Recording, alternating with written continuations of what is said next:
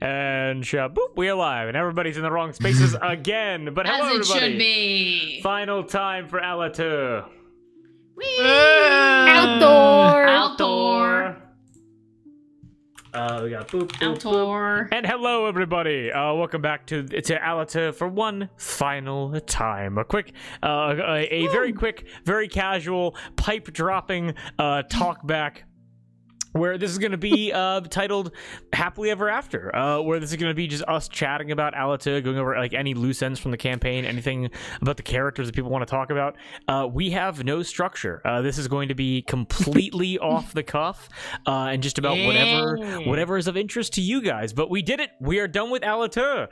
New games have been launched. The stories of Cherie, Wax, and Hathor, although not over, they have their story within Allatour has concluded, and perhaps we shall see them again in Palm in the Fist. Perhaps they shall appear again in future campaigns. But the campaign is done, and congratulations, guys! Friendship and love won the day. The polycule lived. Polycule lives.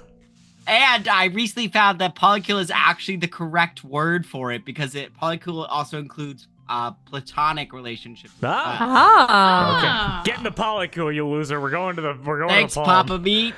Hell yeah. I watched his video on polyamory. Hell yeah. It's very funny. You learn something new every day. Hey.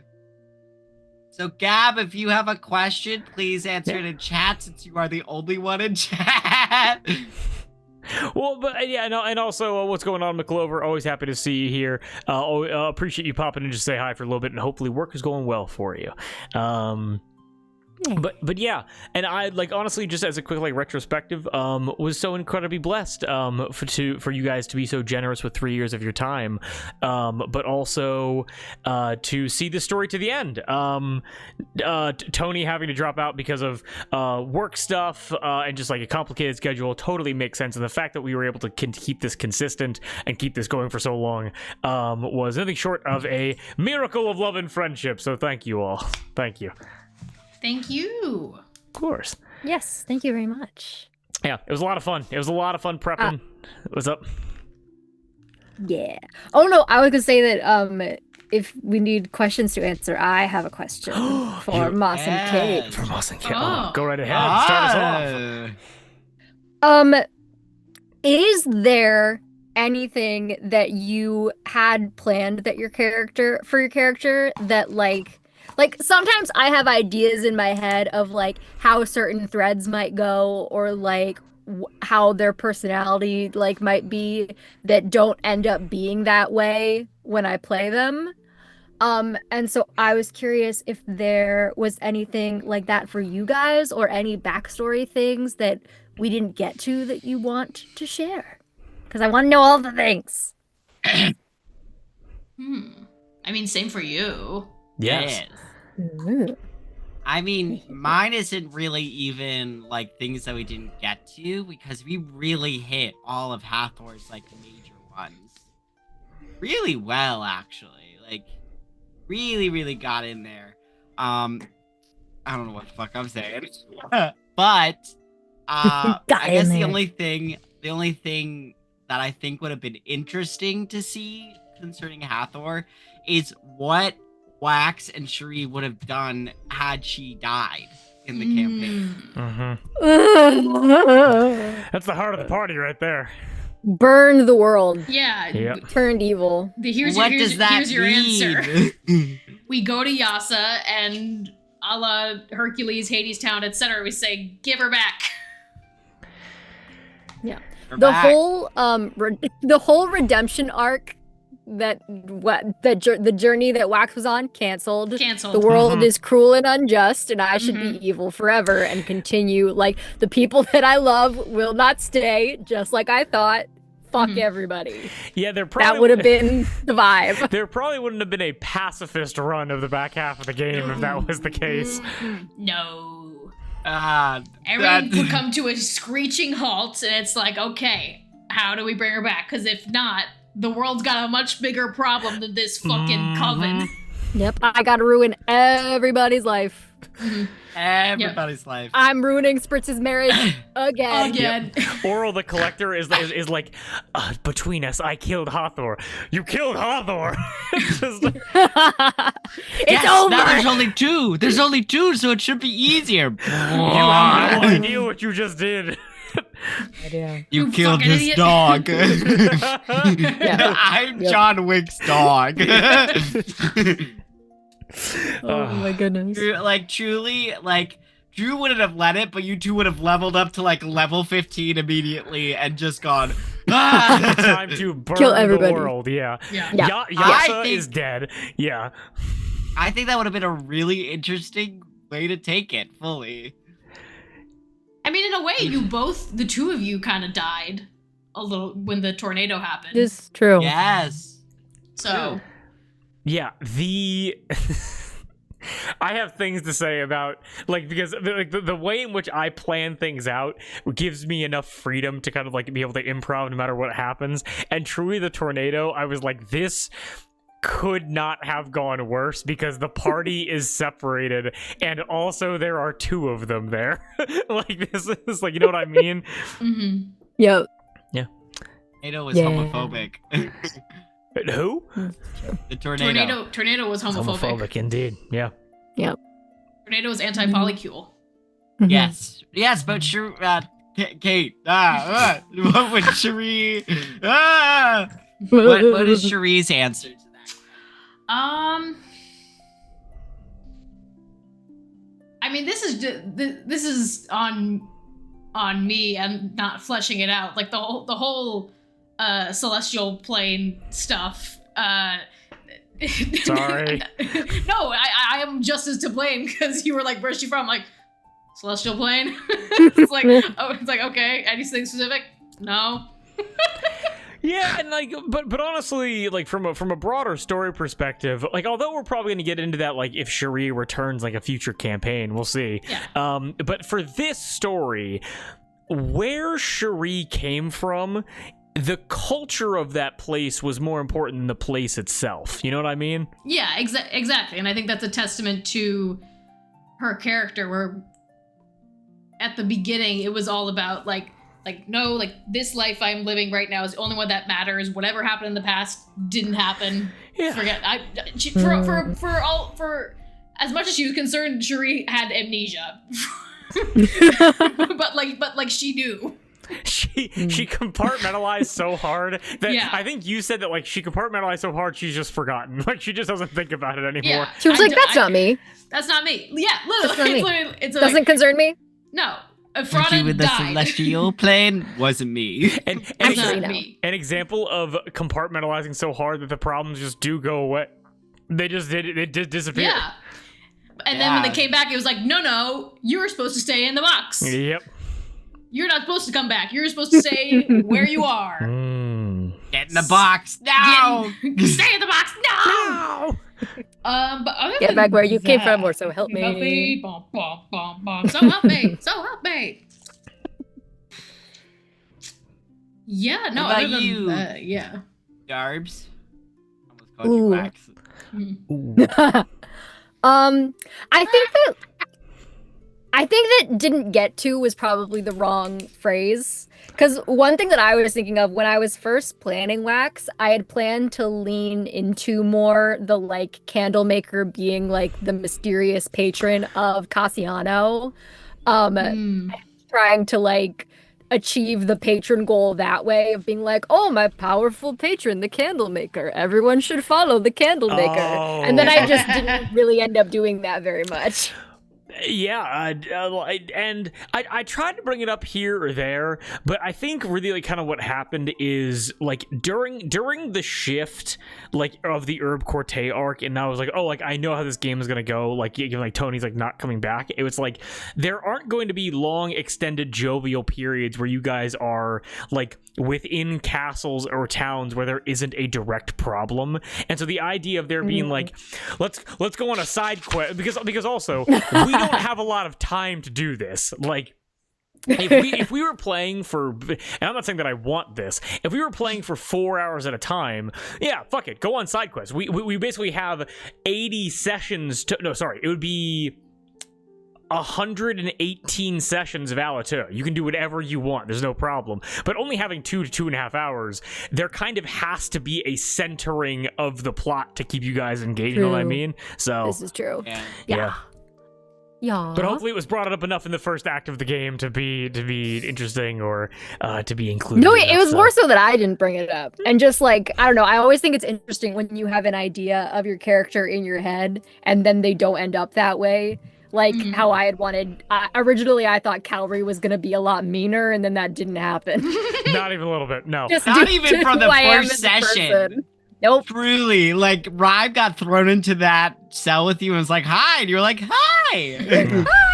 That kind of was one of my goals with Wax. I was like, okay, this character is actually going to be kind of mean. And you got there. And I kind of got there a little bit, and then I undid all of it over the course of our journey. You made a fabulous, tiny little asshole. I got good news. Tina's not nice. Tina's not nice. Tina's not nice. Max By complicated. no intent of her own. No. But also, she's not anything anymore. She's dead. She's dead. She's still she's the CPU. Yeah. The CPU. That is a flashbang. In the cloud. Just- That is a flashbang. She's in the cloud. in the cloud. It's crazy. yeah. Did you guys not save her in Hat We're gonna give her a To new be body. seen. We have her CPU. Yeah, one of the characters had to, during an active gunfight, rip her robot head off of her body and have a PTSD flashback to when she lost her eye. Yeah, it wasn't great. So It wasn't great. Yeah. Yeah. Ah, Another It's- thing I had for Cherie was in trying to the idea I had that just never came up in disguising her vampirism. I was gonna make it seem like she was an alcoholic, where she always had a flask of blood with her at all times, and it's like, oh no, she's just always drinking wine or something like that. But I'm like that's probably not good reputation if your captain of the guard is drinking on the job. no, that's everybody. Well, that's the one thing that I Yeah. wish I included more. I wish we were able to get more of Amelie and Saint Pierre, but again, like just the way the structure kind of changed, wanting to focus Yeah. more on you guys. It's like I had to condense their personalities down into like their core elements, and couldn't really explore them that much just because like of how everything was wrapping up. So yeah, that zone of truth, man. incredible. What at the end or at the wedding or At the wedding. right? Yes. Oh, And then at the right. end. Did we do a zone of truth at the end? No, we did 3 magic circles. Oh, with right. recording. Right. Yeah. Andrew, what about you? What in addition About to you. Amelie and Saint Pierre, Yeah. what stuff did you have? What does the best DM in the world have to Oh, say? well, thank you so much, as always. Well, because the question was, is there anything that I wanted to explore that we didn't get to, correct? Mhm. Well, because like the Or issue- just anything that went like a different direction than you thought. Oh, the whole goddamn campaign. Well, yeah. Halfway through, I had to cut, and that's why I'm excited to design future campaigns, in a way where, and like, no offense to say this, like PCs, although their stories will work well towards the story, the PC's personal story is not going to be the main story. There will be a main story, and the PC's individual backstories will have a side story tacked on to it, which means that if somebody drops out, we're able to effectively remove part of a side story that will still make sense, and the main story will be unaffected. And like, not trying to railroad you guys or make you feel less important, it's just like that really threw a wrench in everything, where so many things that I wanted to explore, like if Tony was still in the game, we'd still be playing Allatour. Like there would be so much more to do, because there'd be a whole other like aspect to explore. But the question about what change is anything I wanted to explore, I mean, I wrote what I was interested in, and so for all of the things that were touched on, I was very satisfied at how you guys tackled all of the problems and the biomes and kind of like how everything wrapped up. I guess the most and the other issue is like, you know, the parts of the world that we didn't touch on, I had rough ideas for, but I didn't design fully because I was like, you're not going to go there. Why am I going to spend so much time like designing things that largely will not matter to your story or the overall story? Probably the thing that I was thinking about the most in terms of like things that would have been cool to see. After one of the first sessions, after the chase through Castle and Trey with Winter Scott Key, if you guys would have gone through the portal after him, you guys would have appeared in the castle with no name. You would have been inside. You would have been inside of the castle. You would have faced. You would have been seen. You would have seen all of the Coven leaders immediately. That early on, you would have seen all of your villains. And then as the dragon would wake up and to begin to destroy the castle, the combat would continue, and you would have to escape from a castle that is being destroyed by a dragon actively. And then the quest would be, you're on the other side of the world with no supplies and nothing else. Figure it out. So I'll do it. yeah. That's one. Oh, and also, Point de Pilar is interesting to me. I didn't, because again, if Tony was in the game, I kind of like had like some like I alluded to it a little bit in Deroche and like kind of storytellers like weren't picked up on.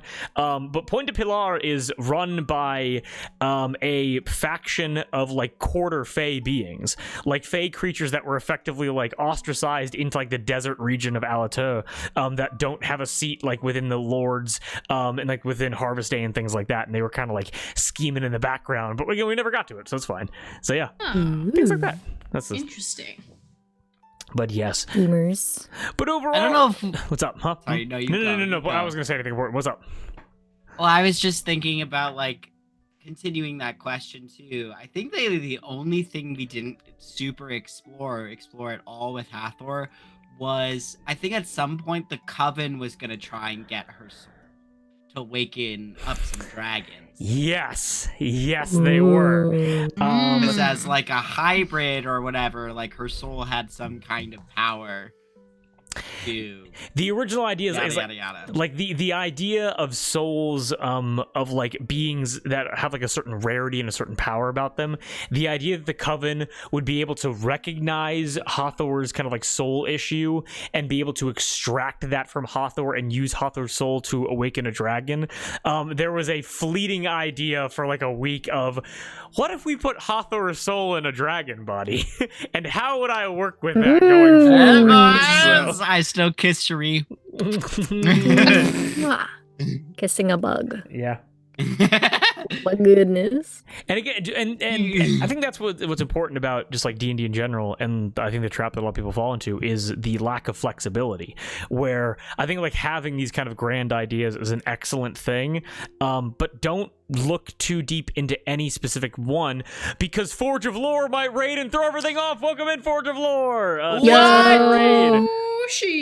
Welcome in. I'm putting this into memes and media because Darby activated my sleeper cell code. So. Okay. What did I do? That's exactly what I was thinking of.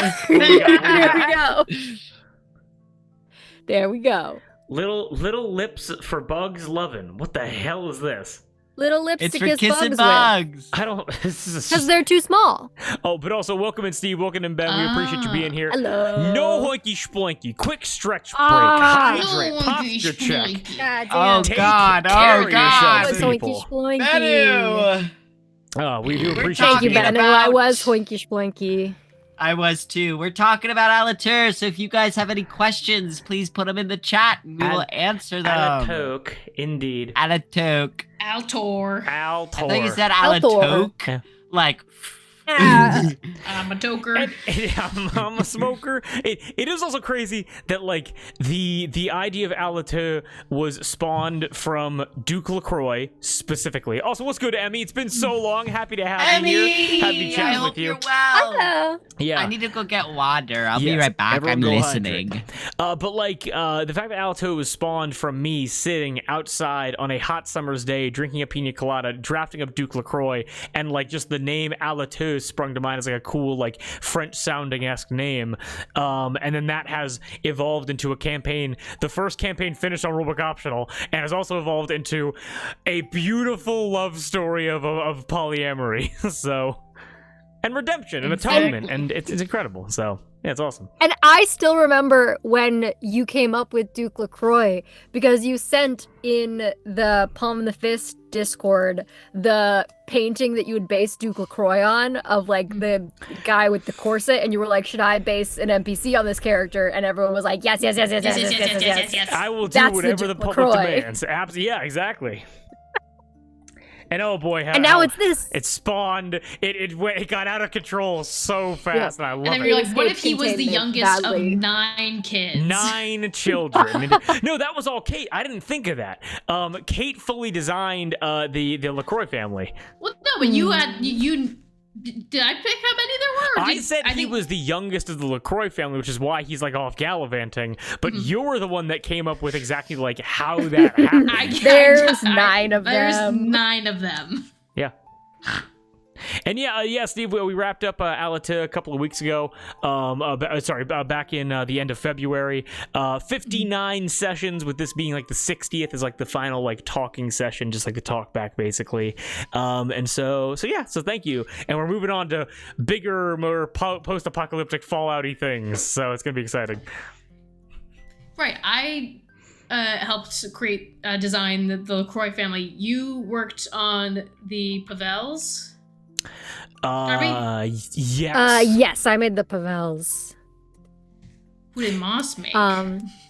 Who did Moss make? Or talk about your process while we wait for Moss to come back I- from getting a bevy. I don't think. Moss didn't make jack shit because I think Moss was too late to the party. Yeah. I don't think. Well, no, and it made sense because like it would make sense that Moss wouldn't, that Hawthorne wouldn't have any kind of like insight into any of the families because she got here And 20 minutes ago.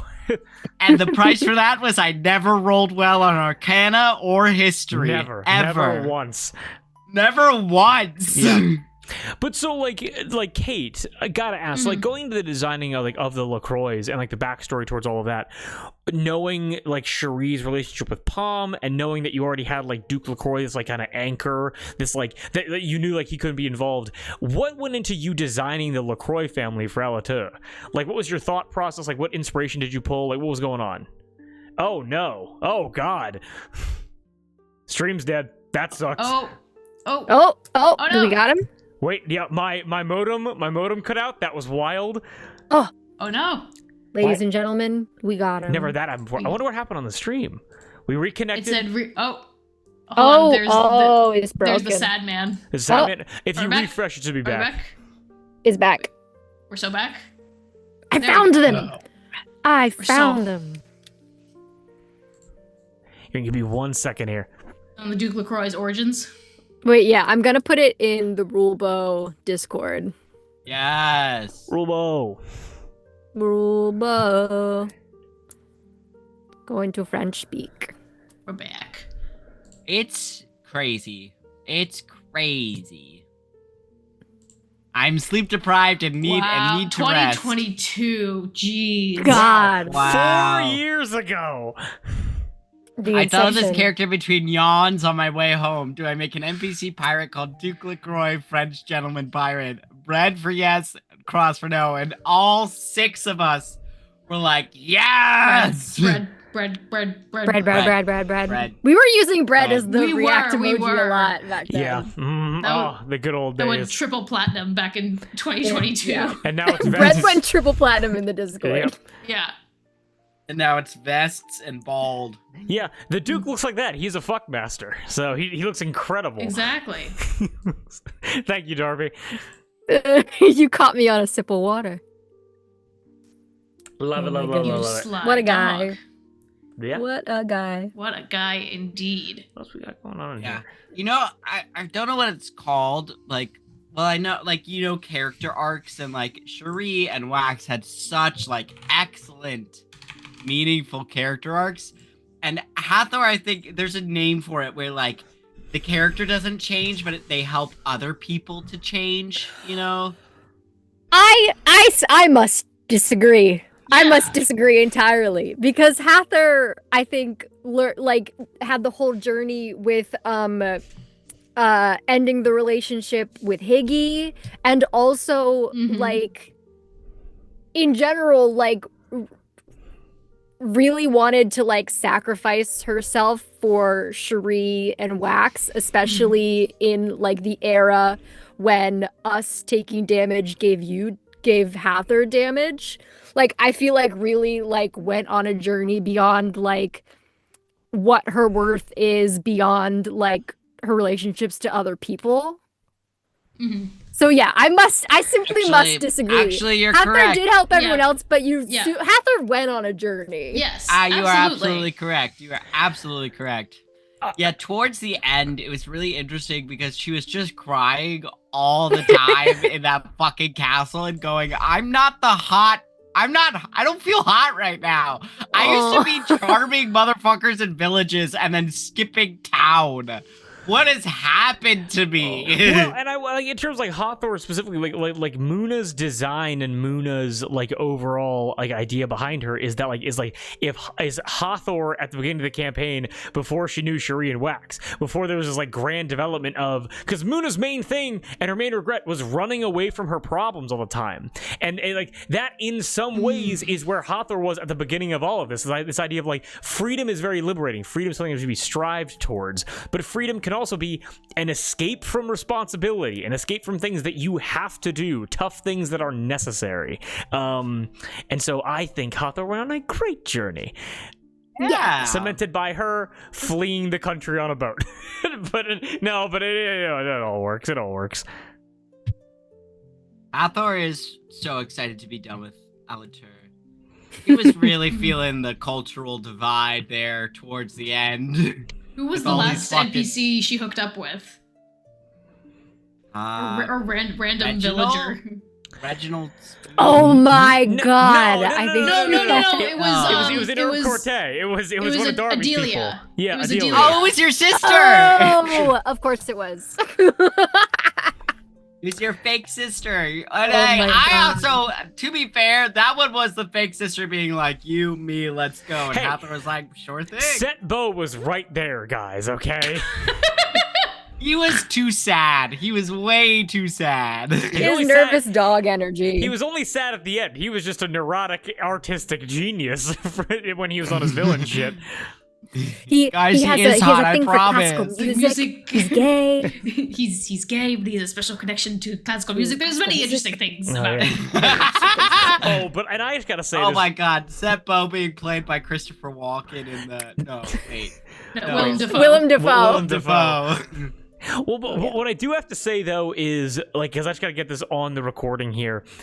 And I'm not, like nothing. I don't think anything about Allatour was bad. If I look back on it, there's nothing about the game that I would change. I think it was a very tight game where everything related to the PCs, everyone was involved, their stories got tackled. Amazing. My favorite section to DM though was Jolie Pierre. Jolie Pierre, I think, was the best arc of the game from a gameplay design perspective, because the idea of constant stealth checks for a bat creature as you have to like solve this mystery and get inside of like a tube to find this like immensely powerful wizard, coupled with the fact of having the painting mechanics, like it all just bled in so well, where like you down the long dark dungeon, having to use the painting mechanics to get into Jolie Pierre, seeing the end point of the locket of Bjorhe's Beset, and then like meeting Set Bo, and then interacting, like being quiet, the horror vibes and everything, having a battle where you're able to imagine and create things in the world. I was so proud of how I made all of that, and that's what I want to model things off of going forward. I had to say that real quick. That was the most fun that I had DMing the entire campaign. I feel like whenever a mystery is done well, that tends to be a pretty big highlight of campaigns, you know? It was a mystery. Well, and also not even like a mystery, but just Bjorhe's Beset's backstory. Also, I was very proud Yeah. of him and Nina, and his immense fear. Yeah. Oh yeah, I remember that. We had to. That was so good. Yeah. I loved Where that. where was that? Hold on, wait a minute. That was amazing. I've gone back to rewatch that part. Wait a minute. I'm Hold sure. on. If you just Google Allatour, it comes up. It's crazy. Wild. Yeah, what's like everyone's funniest moment? Like the moment they like laughed the hardest. I say easy top 3. Pucker lips Pat first time. Puckered lips Pat. Drunk Cherie. Oh my god, with that An fucking- immediate all-timer. I don't know what it is about that face that you make, Kate, but it sends shivers up my spine. It really there's something about it, and it was really Drew wakes Especially up in the in middle of the night context- to Kate right here making that face. that combined with just the sheer juxtaposition. Just drunk Cherie seems so oxymoronic, and combined Yeah. with that face, it was perfect. It was so good. It's perfect because I don't think Cherie had really smiled. No. Mm-mm. No. And it was just this just was her first Hathor. time trying it. Yeah, and she was really bad at it. And she did not receive a positive review about it. No. Smile. No, I imagine in the rare occasions Cherie smiled, it would always be like a closed mouth smile. But this is the first time y'all saw teeth. Yep. Yeah. We were like, wow, Cherie has teeth. Cherie has teeth. Well, did Cherie always have fangs? Or was I think no. It wasn't Okay. until she became a true vampire that the fangs came out. Also, in terms of the funniest moments of the campaign, Burke on his flying machine Oh my God. That was amazing. hits himself. It's myself. Laugh for That was my 5 minutes favorite. straight. I'm just imagining it's fucking agony because he's having to pedal this ice cream cart like 5 miles per hour up 320 feet in the air. And if he stops, he dies. Oh my And God. it's so slow. And he's just, his calves are killing him. Oh, nothing. Oh, and also, just a moment that peaks. Wait. On Elevation Elation, episode 39, we have 108 views. How the fuck did that happen? How the fuck did that happen? Which one is that? That's episode 39. That's when you guys are falling out of the sky. Yeah. Ah. That was a good one. That's Yeah. a good one. Well, because I think there was a short that was like when we realized that we were teleported into the sky and we're gonna fall. Gab, get your bots out of here. It's Gab and her bots. Yeah, exactly. We can still do a Fang stream. We didn't do one, but we should. We could, We I, didn't. I thought you were saying we could still bot ourselves, and it's like, I guess we could. We could. Yeah, we can still I get have bots. 7 alternate This accounts. is before I moved and got a different barber. Man.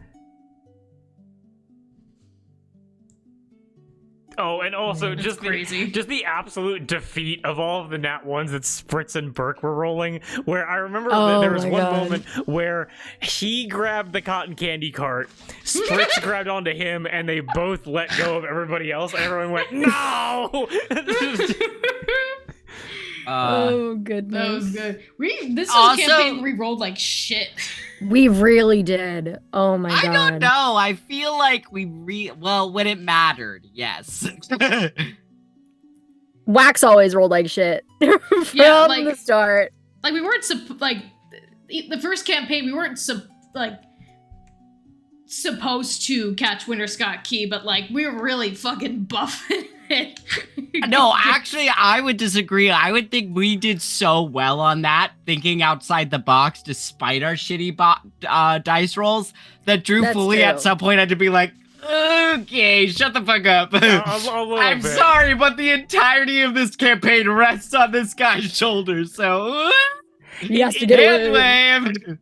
Another crazy thing is the fact that I at one point envisioned Winter Scott Key. I always thought of him as being like a companion, but more like an enemies to lovers thing, where he would end up like hooking up with one of you basically as like a love interest. Because I was thinking about like companions in the early stages as like Yeah. people that you guys could have like fling soap opera relationships with, and then so fast went out the window so quickly. There was a point early on where I was like, Wax, when we met Winter Scott Key with his daughters, that I was like, okay, Wax kind of has a little crush on Winter Scott Key. But at that point, I think Winter Scott Key hated Wax. Yeah, that tracks. Yeah. That tracks. He also did shoot Well, Wax in definitely- the shoulder. This Winter is true. Scott Key definitely feels like a character for Cherie or Wax to have a soap opera moment with. Mm. Because I remember Hathor early commuted. days, yeah. I remember early days, Drew being like, "Yeah, you're gonna love Winter Scott Key." I was like, "He's a criminal." Yes. like, He's what are you talking about? Criminal scum.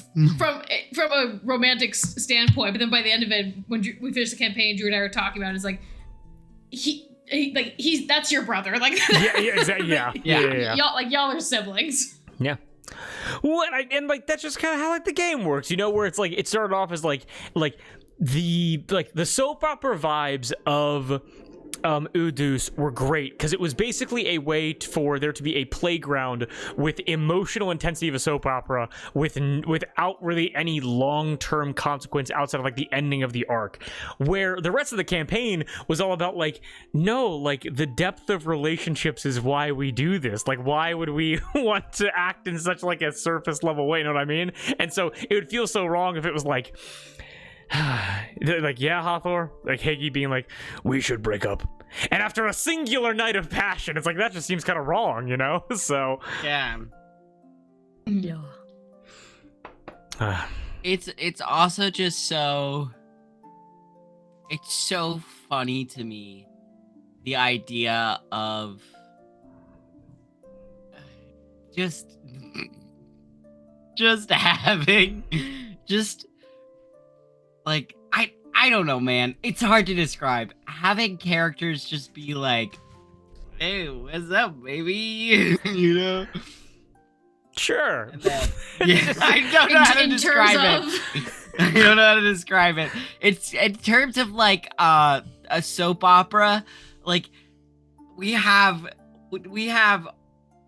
Wax, perfect for the soap opera, perfect for it, built for it. Cherie, what are you talking about? And then Hathor was like, no, here's some clear communication, and we're done. Yeah. Yeah, Wax being like, hey, and then everyone else being like, Yeah. And that is one thing that I think I'm excited to do a little bit more of in future campaigns, where palm of the fist in the fist, underhand the fist, knuckle plantation, things like that. That is a playground where you guys have just dynamite and matches that, you blow up everything. But in the Fallout game in MIA, the characters being no offense, the characters being squishy and to some level expendable means that at no point can you think, all right, this is the long-term path I'm going to take. You basically need to always operate in how am I going to get to the next day? And because of that, I think this idea, because we have this trend as people, because we're incredible and I love you all, where you will take characters, Cowrie being mean or Wax being mean or any kind of standoffishness, and eventually push them into being heroes of the realm that are wonderful protectors.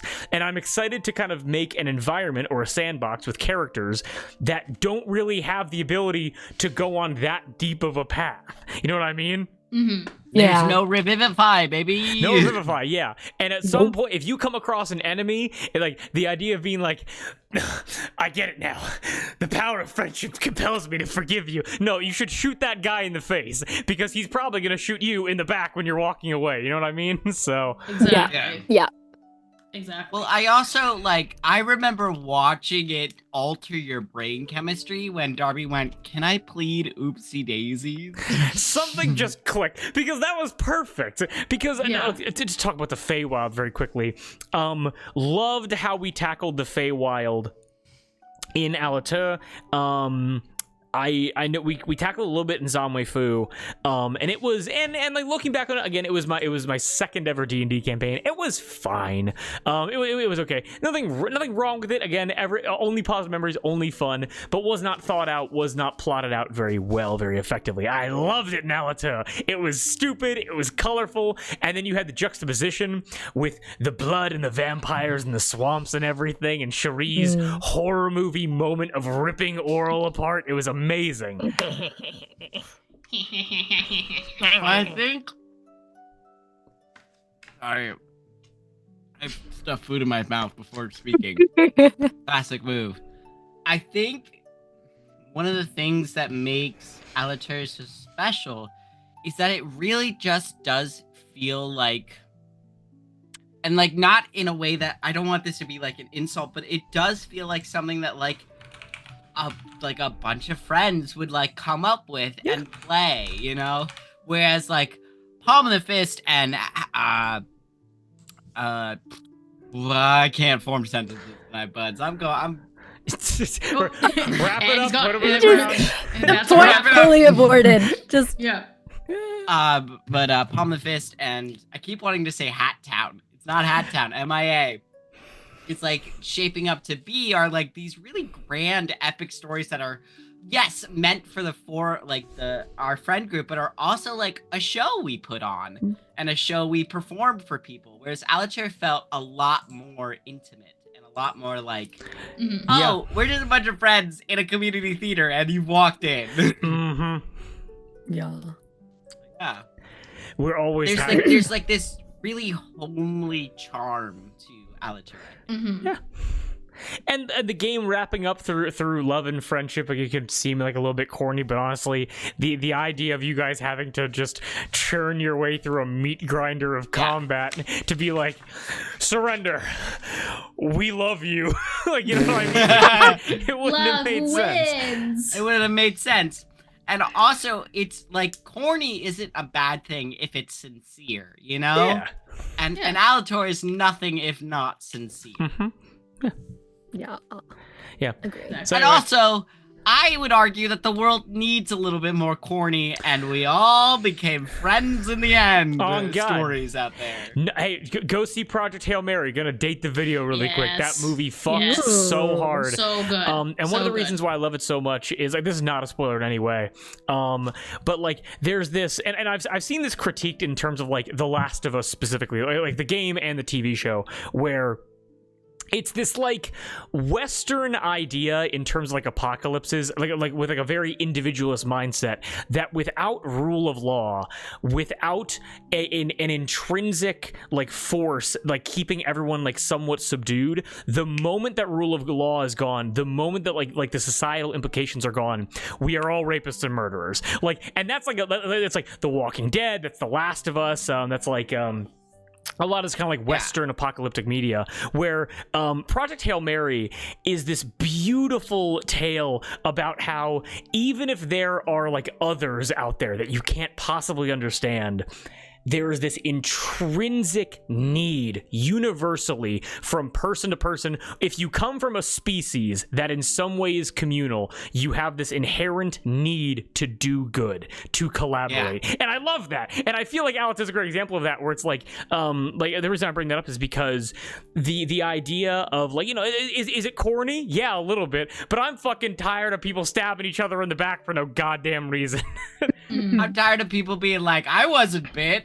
Yeah, it's well, it's also that media of like Dimension 20's Gladland, you know? Yeah. And how, haven't seen it, but I hear it's amazing. It's so good, Drew. It is truly like the emotional intelligence. Oh, incredible. It's so good because all the like, it's like encounters versus combat. They're like, the argument is that like, you roll a d20 for combat because it's easy and you don't gotta think about it. What's hard is community and love and charm and grit and all these things. And yeah. And then, Gab didn't like Gladlands. Gab Cancel her on Twitter. Not funny. Didn't Not laugh. funny. Not funny. Just Gab go and did have watch a Fantasy question. High Oh, one my again, chat Gab. keeps not catching up. Meh. Well, it's also starstruck. Like that Dimension 21 as well, where like there are a bunch of like grifters and they just anyway. There's a reason found family is the most common trope in a D&D campaign. Like, really? Yeah. Like the game doesn't function without it. Yeah. Yeah. Like or doesn't progress without it. D&D is a game that inherently rewards being a communal thinker. Oh yeah. Because otherwise, you're like, literally the core tenet of D&D, don't split the party. You know. Yeah. Mm-hmm. It's like built into the actual structure of the game. Yeah. Yeah. And just to Really cool. and just to clarify, I love apocalyptic shit, and I love the idea of people gnawing at each other's throats with their teeth. Like I love Fallout, I love Mad Max, I love The Walking Dead, I love The Last of Us. It just is like, you know, it's refreshing to see that kind of like that campness and that like collaboration being what saves the day, as opposed to, well, Lily, we finally shot the last bad person in the face, meaning that the good guys have, you know what I mean? Like it's nice to see. It's a nice change of pace. Absolutely. Yeah. And Gab had a question. What were our favorite PC interaction moments? I'll kick us off. Early on, I loved Hathor and Wax's or Cassiano's early dynamic, where he was calling her Pinky. It just clicked so perfectly, and it just made so much sense of, and past that, of the way they would constantly butt heads of like Cassiano / Wax interfering with relationships and Hathor trying to nurture them. Mm-hmm. And like at the beach, there's one point where Cassiano was like, what if you like broke people up? Like said something along the lines, and Hathor was like, you're lucky I'm a forgiving woman, because what you just said was straight up blasphemy. And I would smite you where you stand if I did not believe in peace and love. Yeah. I was really excited from the start about Hathor being like a cleric of Aphrodite and Wax basically being like, so that's all bullshit, and my goal is to show to everyone that it's bullshit. And then he couldn't do it. He couldn't do it. Like I remember in one of the first campaigns, like Hathor and Wax like Cass at the time getting into like a slap fight at like the festival or whatever. Yeah. Like, which I feel like was a really set the tone for them. I'm trying to remember my favorite PC interaction. I mean, really any time that Wax and Cherie were without Hathor, like seeing them kind of like almost shift, not backwards or like regress, but seeing them shift into a more like around Hathor, they definitely take on a more like, and it's genuine. It's like just a different. She brings that out in people, but seeing them shift more into like, we're a mercenary and a fucking warlock. Like, we're getting shit done here. You know?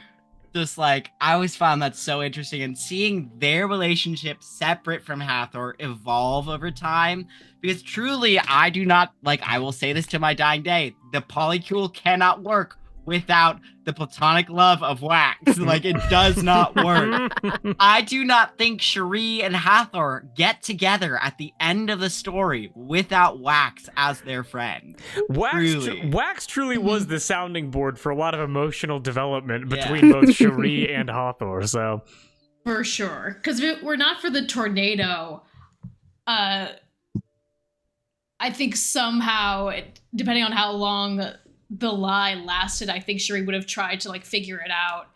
I think Drew and I discussed like something, because I was always making those Fey Fiend Undead rolls, and like if there were a moment where like nothing came up except for Cassiano, been like, what the fuck? What the fuck is up with that? So it started out as very untrustworthy, but also not just because of the secrets that each of them, I think because of the secret each of them kept, I think they were very similar than each of them wanted to recognize. And so I think that was the foundation that was set. It was like, you remind me of me, and I don't like myself. Ergo, I don't like you. Yeah. And then that basically becoming the reverse of itself, because going forward and both of them being like, I have this secret that I've kept from these people who have become so important to me. And because of that, they should hate me and I'm unlovable.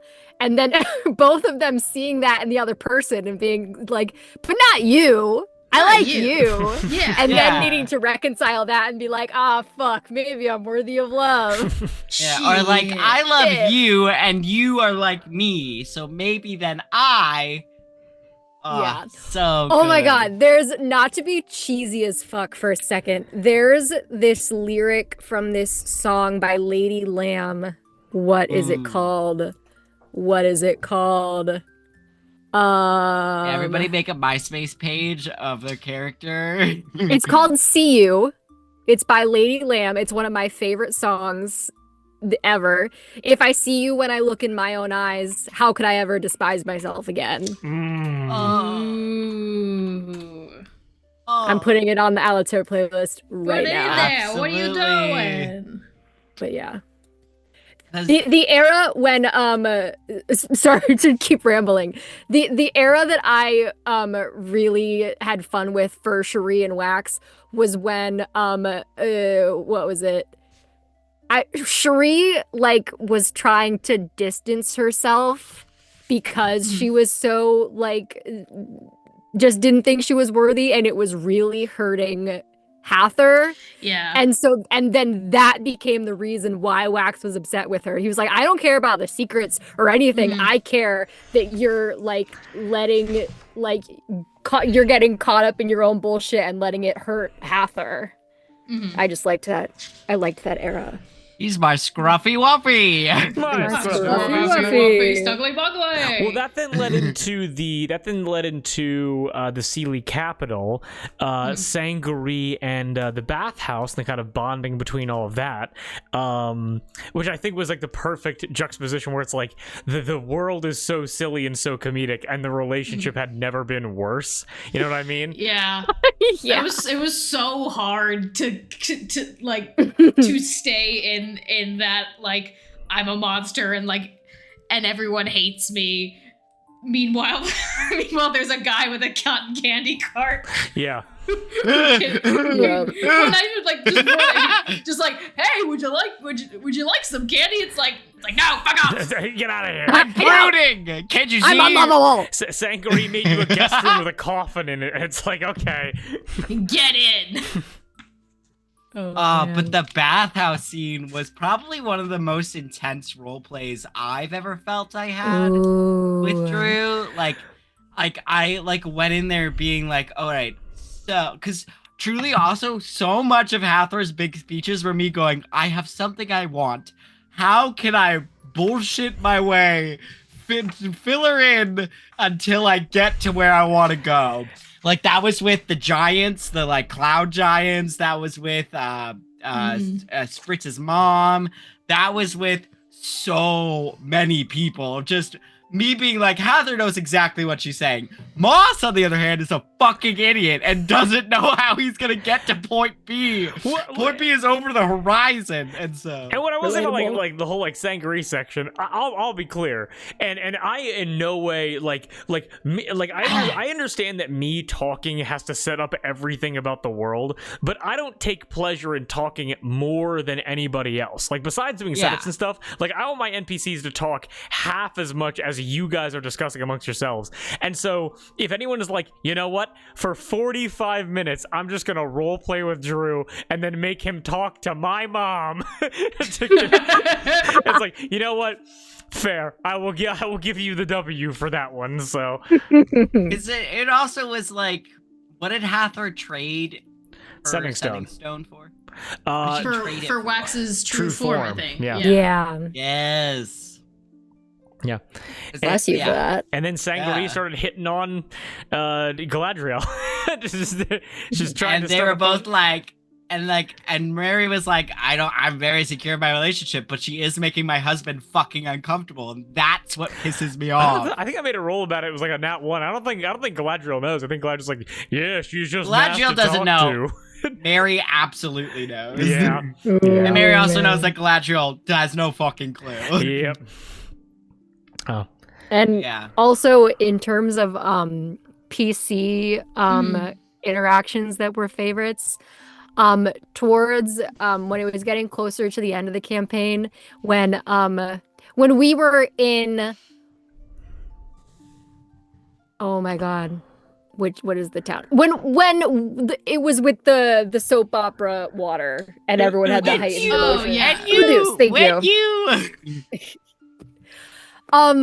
And it was kind of when Sherry was still very like, she was a true vampire at that point and was still really hung up on like having kept like the secrets from Duke LaCroix and from Hathor, and was like, for that reason that Hathor and I can't be together. And Hathor was so convinced that Cherie was so hung up and so in love with Palm, and was like, how could I ever compete? I couldn't get in the way of that.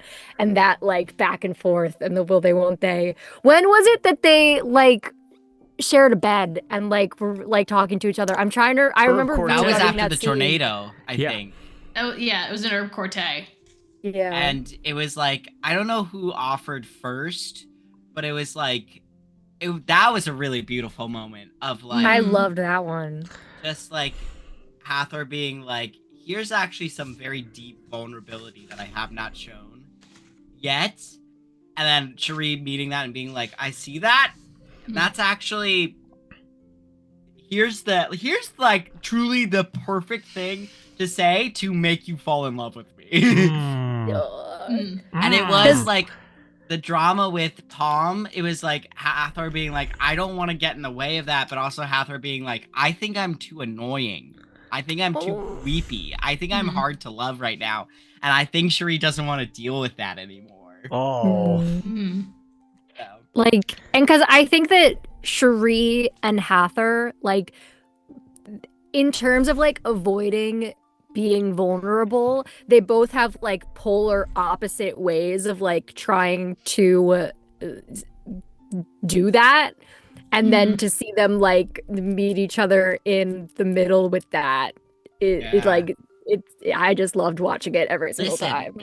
I will continue to say this.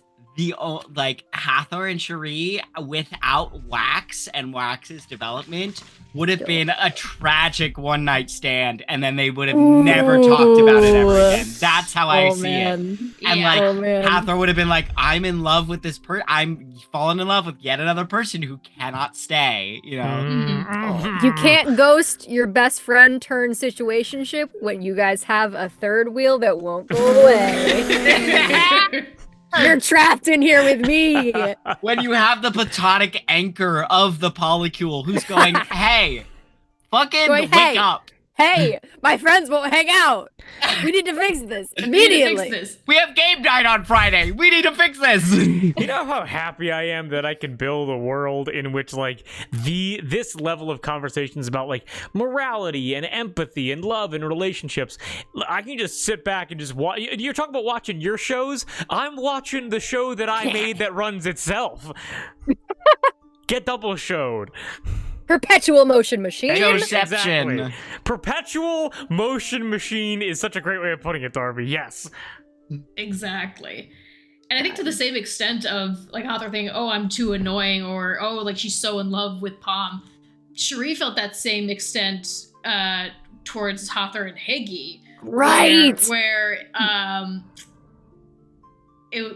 can't remember. It was like Hathor Hathor loves us and like is worried about like losing us, and Cherie was like, but she has Higgy, so like she's got someone in her life who she loves, and so like it's the same thing. Like, how can I get in the way of that But then upon learning of like, oh well, Higgy can't stay, and Shuri's like, well, he's a fucking idiot. Let me just say very quickly, I am laughing not because that is a foolish thing to say. That is a great observation. I am laughing because putting it all together in context, in retrospect, Shuri believing like, how could I possibly get in the way of Higgy and Hathor meant to be together? And literally every conversation they had in private was, he went, please don't leave me now.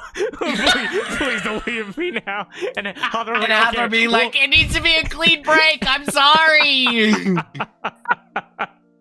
They were always like 2 sentences away, and it was always like, we are in the middle of almost dying. We can't do it right now. We can't do it right now.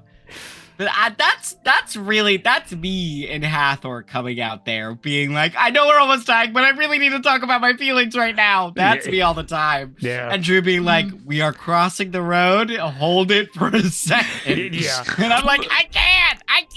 Well, also because I think it was pretty appropriate because, like, I think the first time you guys had the conversation, you guys were on the deck of a pirate ship in the middle of the Fury in one of Setbo's paintings.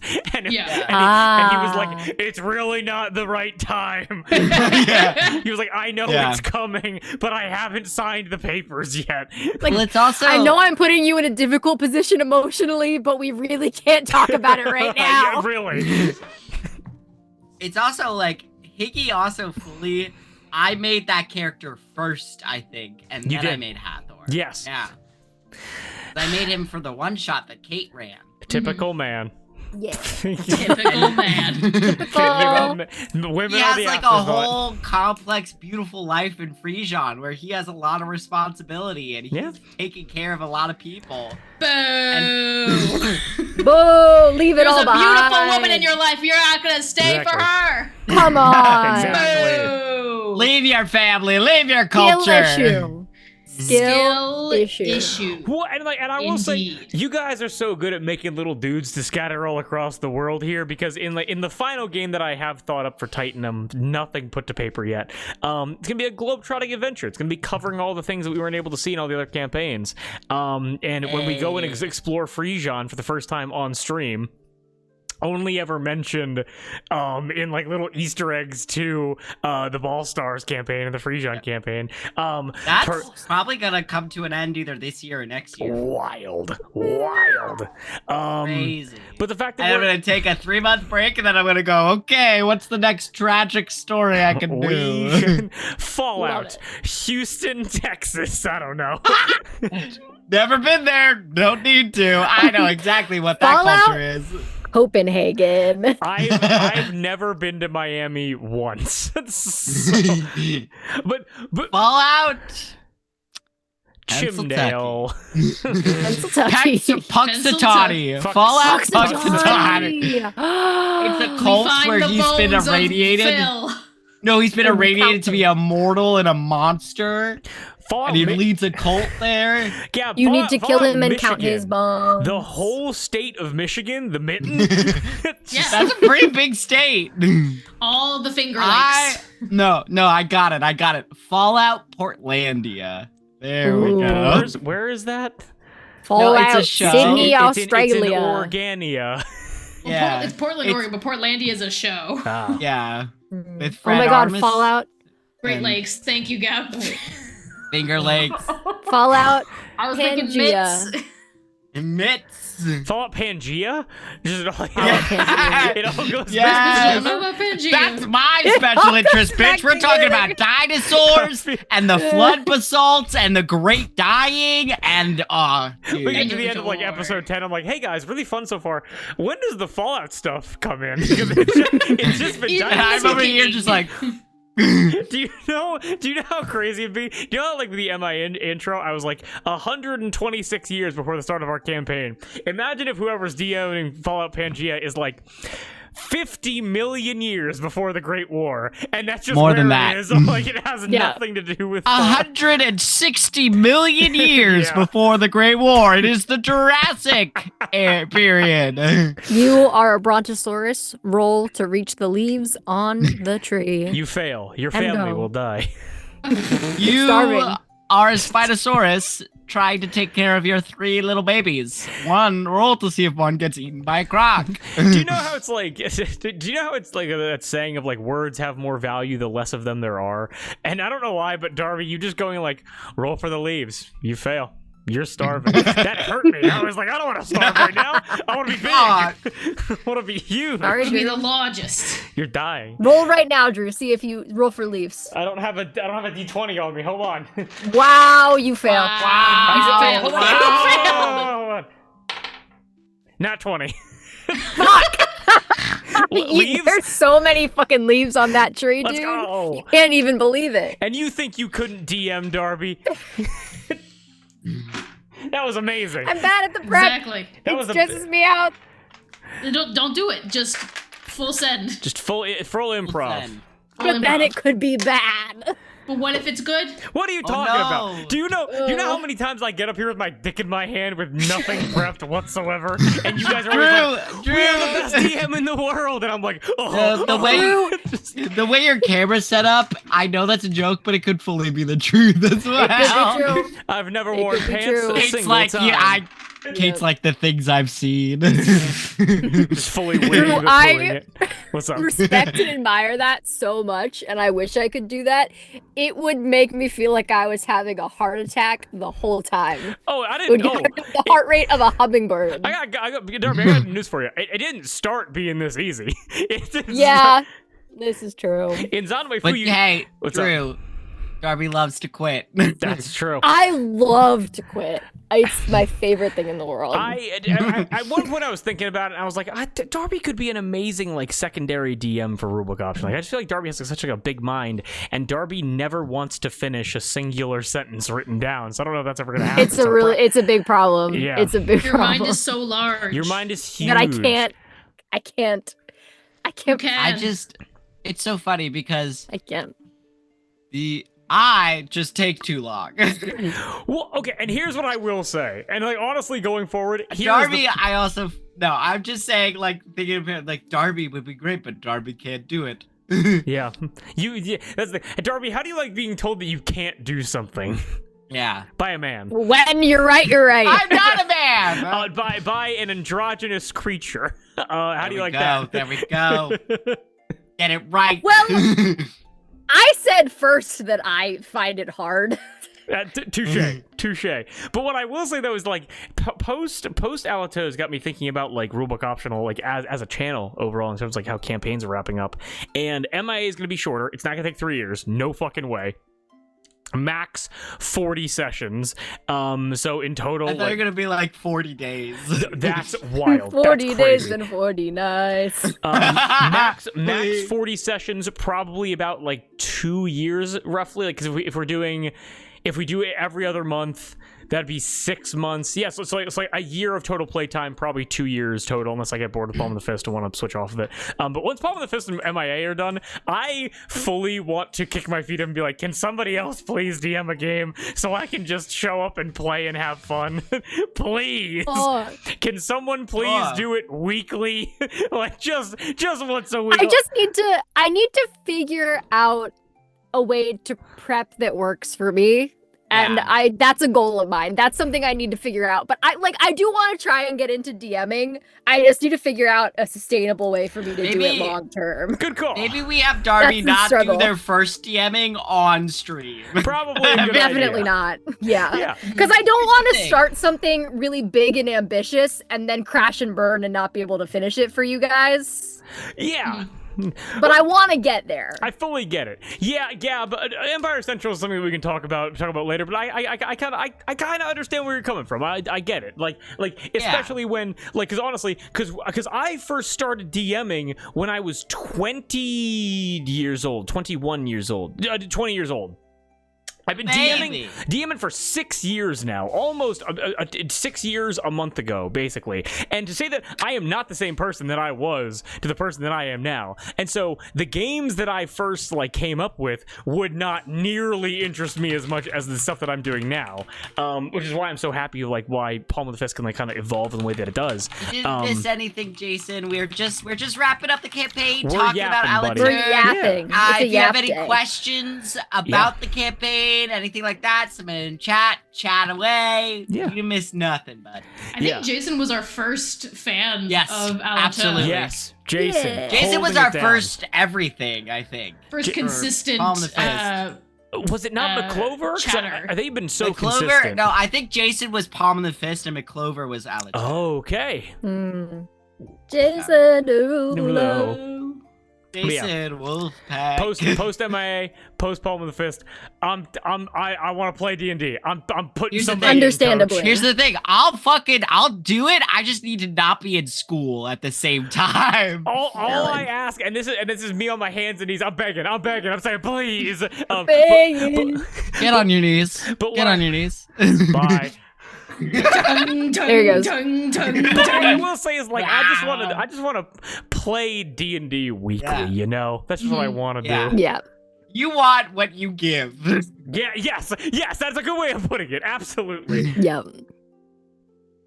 And trust me, and I do this because I do it for the love of the game, and I'm absolutely not complaining in any possible way. I just want to know what it feels like to be in a game that runs consistently. Hey! Yeah. I have no legs to stand on. I said consistently. I did not say good. I know what good D&D is. I think we all know what I think we good all D&D know what is. D&D all know what is. D&D Yeah. I will try. Maybe. Here's the thing. If I could have somebody handle the, like, scheduling for me, I On could it. do it way oftener. Got you. No problem. Oftener. Oftener. Sorry. I was hoping nobody would notice. I liked it. I'm sorry. I like it. I'm illiterate.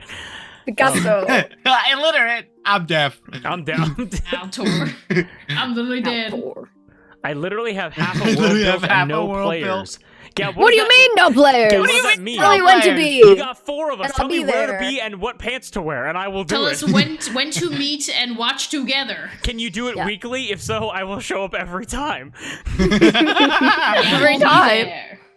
It's I'll be also, there. here's my problem too. I'm fucking addicted to in-person play. Yeah. And so, Mm. because it just hits different. It's a whole different beast. It's a whole different beast to look my friend directly in his fucking eyes and be like, "You're dead. Your character's dead. My Record is The dead." energy, that was. Ooh. Yeah. And- Ah! Same thing. Honestly, same thing for Tina. But it hurt less because the world is more tactile. Like because there is no Revivify, and so it's like it was always a possibility. But I feel you. And like that's like if like Kate and I ever have a space like like if I had like a 5-year goal. I could do whatever I wanted. It was like with like this hobby. I would love to be able to move rulebook optional to being an in-person D&D stream. Like if we had like a nook that would be able to put like a table up and have you guys sit at a table and have like a PC running like a camera on me and a camera on you guys, like classic crit roll style. That's the dream. Yeah. That's what I would love. That Yeah. I'll invest in that for sure. Absolutely. I'll learn audio visual. I'll invest in Oh, I got good news. We're doing it the exact same way. I'm just putting it all in one OBS track and praying that it works out well. Yeah. Solid. Very solid. When Into it. if we ever get to like making money, I think the like real money, the first thing we're doing is paying someone to handle that. Yeah, absolutely. Certainly. And then and also Gab, I just saw that 2 of your players dropped out. That sucks. They didn't like how Whoa. open-ended Do you DLDs. want to be an unpaid intern Yeah. for audio visual? Guild issue.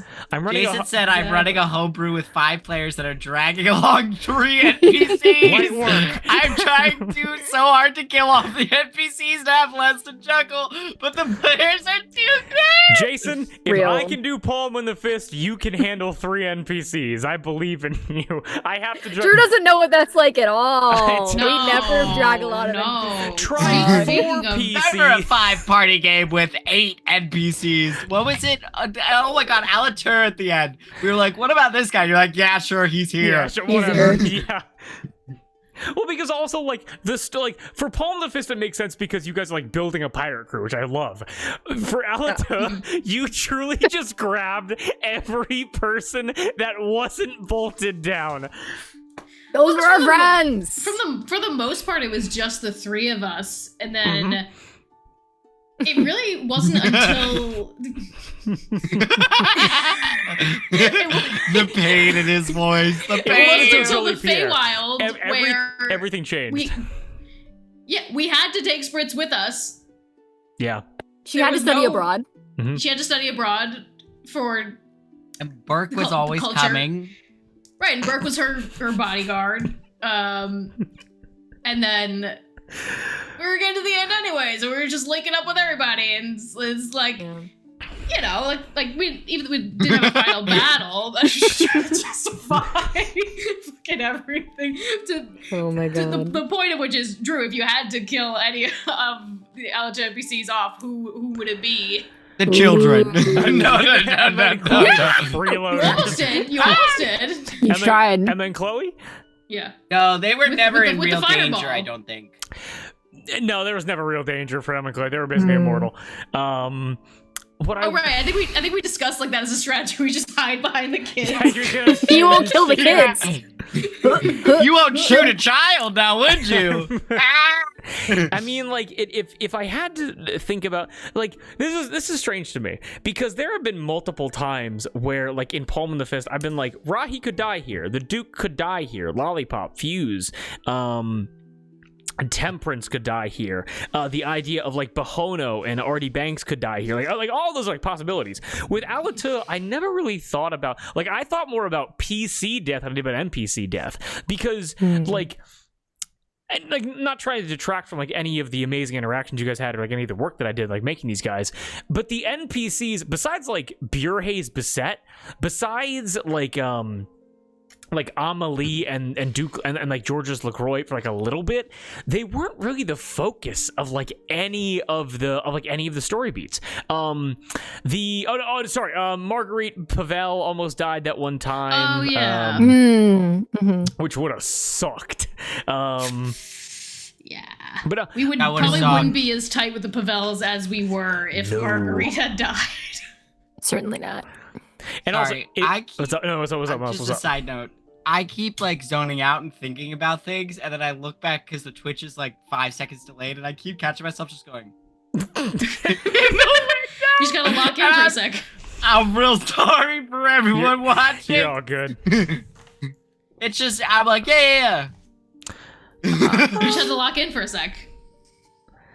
Oh, and also, I just gotta speak on it real quick. The redemption of F is so cool to me. The idea, comparing that with the redemption of Ifrit, which is so fast and unnecessary. Well, that was all Cherie, I feel like, the Yeah. redemption, which was really, really interesting because I think up until that point, it was kind of just assumed that, like, oh, Hathor is the one who's like, wait, guys, let's use our words, not our fists. Yeah. Stop. Yeah, it was really tough because I really F was really just a thorn in our side. That's why I really loved the Herb Corte arc. Just all of it, like the tornado, like that party split, and like navigating that, and also like because with Wintersgaki it was just like, oh, like you vaguely look like me, but like you're the enemy, so like it's easier for me to hate you. Whereas F came in, it's like, I'm gonna fuck up your entire deal that you worked hard to cultivate. And it's like, well, I can't let that stand. But so much of their fight in Herb Corte, she was like, okay, do it. like fucking do it. It's like, ugh, I wanna, but but you're me, and I am still like it was so complex, and like I wanted to kill her because she had done very bad things, but it's like I don't want you Stole my broom twice. Yes, This is and almost and tried to kill Marguerite, and Yeah, but the broom's more. but the broom's more important. Yeah, obviously. We're in that decision to. I probably should have killed her in a less vital area than chopping her head off and then tying her head back onto her body. Like, Cherie said, I can fix it. It's just- yeah. So I just like stabbed her in the stomach or like the chest, like, and not cut off her head, she would have come back regardless. But the fact that I went for like final kill. Actually, no. Yeah, and then Never mind. Control Z. Actually, so wait a minute. fast. Oopsies. Yeah. Yeah, because it just, and then once after that, it just didn't make, even though I really wanted to kill Afraid because he shot Palm and was wrecking our whole shit. It's like it wouldn't make sense for me to spare F and not spare you, and like not spare Winter Scott Key in that sense, where, and I think we addressed in the campaign, but in the redeeming of F, in a way, Cherie was trying to redeem herself in that sense, or give these people the second chances that she was given. Because if it wasn't for that second chance, she would not be here. So it was a very complicated thing to do, because Drew does a good job of making a villain. Thank you. That's a little sneaky and fucking things up. A little fucked up, yeah. Being a little fucker, and fucker. it's, again, like we said, it's harder to choose to be kind and to forgive someone and to move on and learn from mistakes. Yeah. Like you guys rescued Winter Scott Key, and you were like, "Oh, you have kids now." Like, you know what I mean? Like, yeah, there was an immediate shift in terms of like, oh, how we were going to engage with you has now shifted so fundamentally. You know what I mean? Like, definitely. But I want to interrupt. Sorry. No. And yeah, I think with that, like over time, it's like, okay, you've done, like with Winter Scott Key, you've done bad things. But your kids are innocent in this, so we're gonna help you at least get them out and like deal with your shit later. But for Ifrit's redemption, a lot of that was spearheaded by Wax. Like, even though Cherie's the one who spared him, Wax was the one who was just poking him and being like, hey, what do you like? What makes you tick? Wax was like, we're on a clock here. We gotta fix you. Yes. Yeah. we're wrapping things up in 4 sessions. We do not have time to draw this out. Afraid, did you know you have 30 minutes to redeem yourself? 30 minutes? But actually, Darby, you were the one that picked up on this first and foremost. I believe it was you, where you realized that F and Ifrit had similarities, where the thing that kind of started them on the path to goodness was seeing a mother's reaction to their child being harmed. Who picked up on that? I mean, that was me. I think that was you, Darby. Yeah, because you said to me after a I'm trying to session, remember. you were like, it was how like Marguerite was stopping F from getting a Cassiano, and like that was something that she focused on, being like, was she okay? Like, it wasn't something she wanted to do. Where for Afraid, the first thing that he said to you when you guys were having a conversation, like one of the last things was, the girl that I shot, whose mom was upset, is she okay? Oh, and it was like the only humanizing moment that they had, like the first one ever, and they're like the instinctual nature of like human beings, or just like people with consciousness. The mommy issue. Yeah, like a mother concerned for their young is something that goes past any level of training or like abuse or things like that. You know what I mean? It's like recognizable through any species, any kind of person. So. Yeah. Song goes hard. Sorry. But Ongo's hard? So fucking... Hey, yo. This song goes. Ongo. I also heard Ongo, and I was just like, yeah. Yeah, I mean, shit. Ongo, get out of here. Okay. Look, I drew fan art. Also, Ongo hasn't showed up in so long in Palm in the Fist, and you guys can talk to him whenever you want. And we do. We gotta talk to him. You we do. You haven't talked to him in like 13 We've seconds. been busy. We've been busy being murdered. You had to talk to Artie Banks. Yep. Exactly. We're going right back into combat. We don't have time to talk to Ongo. That's true. You guys are gonna get shot off of a gondola. That's 200 stories, I think. What's interesting for me with Allatour, like, Two. Palm of the Fist and definitely MIA is like the threat of physical death is, I think, a lot more present than it was in Allatour. I think Allatour, the stakes were all emotional. Yeah. You know, like Yeah. the threat of like I might bungle this and then I won't have friends anymore, and that is the worst thing that can happen. You know. Yeah. Well, and like another Gab, I'm don't working on manifest it. that, Gab. well, but I will say that, like, especially going forward, and like Those that's guys. why I think I love it for Allatour, but I want to change it going forward, which is kind of why I'm happy to be starting like going to like like you know like Fallout games, and like I mean like post Titanum I want to explore other systems, because for the final wrap-up campaign for Titanum, there either has to be a no cleric rule or a no revivify rule, specifically because you guys, and this is a compliment to all of you, but also fuck each and every one of you, you're too good at 5e. You guys, the system has been out for so long, you guys are too good at optimizing your characters to be basically unstoppable from the jump. Well, Mud at this point is a super healer. Yeah. And I'm trying to shoot him with a physical gun. Like, you know what I mean? Try harder, bitch. He doesn't have that many hit points anymore. Yeah. It's just that all the tanks keep getting in the way. And it's like, and I feel like that's why like Allatour is so perfect, because like Cherie being this like ultimate blood hunter, Wax being this like paladin warlock super combo, Hathor being this like cleric of love that can bring like people back from the dead with just her heart's connection to them. Like, it's fucking amazing. And like so the idea of like you guys not being in mortal peril is fine, because like the idea that you have to do the work outside of the mechanics to make your characters emotional and connected and like develop and maintain these relationships, that's the real struggle, which you guys did for 3 years. So good job. Jason has a great question for you, Drew. What was your proudest moment where your players were able to figure out a cryptic truth for your world?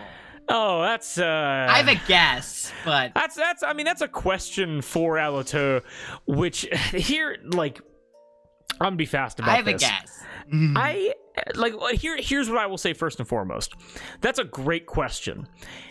That really isn't applicable to Allatour, because a lot of like the cryptic truths and like the mystery aspect had to get cut once Tony's character Blurso Bumperdinger left the campaign. There was an entire arc that I had thought up where it was going to be Mob and the Shadowfell, and involving the astral plane, like his like godly enormous elements, because he was a sorcerer and I wanted to really honor him being a sorcerer. And then he left, and I was like, as cool as that would be, there's not really a huge connection to that section now, and so it became a very human relationship driven story. In terms of like yes, Moss, what's up? Well, my guess is when we all pulled out our old notebooks and went, actually, we solved all the things that you cut out. We solved them all. Yes. When I'm sure, because honestly, we played Allatour 6 times in 4 weeks, and so it was kind of a blur. When did you guys figure that out? I think when we got to this penultimate village. We got to the village right before the cast. Yeah. Yeah, because you were talking to Laura and Krita and Set Bow and like Winter Scott Key. Yeah. And this, do you have a thing for that? Let me see. Palm in the Fist? Because if there isn't really one for Allatour, maybe there's one for Palm. Or doesn't it be like figuring out a cryptic truth? Just what is your proudest moment as a DM in this campaign? Answer all of them. All of them.